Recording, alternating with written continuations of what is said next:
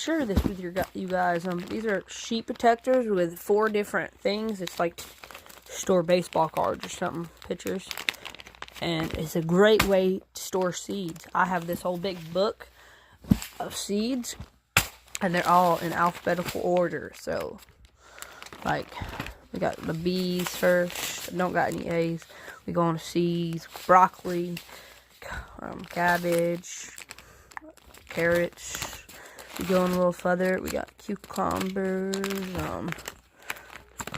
We got some flowers here. Herbs. Well, herbs for H.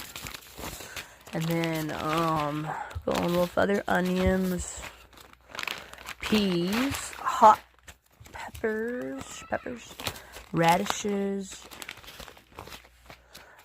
spinach, summer squash, winter squash,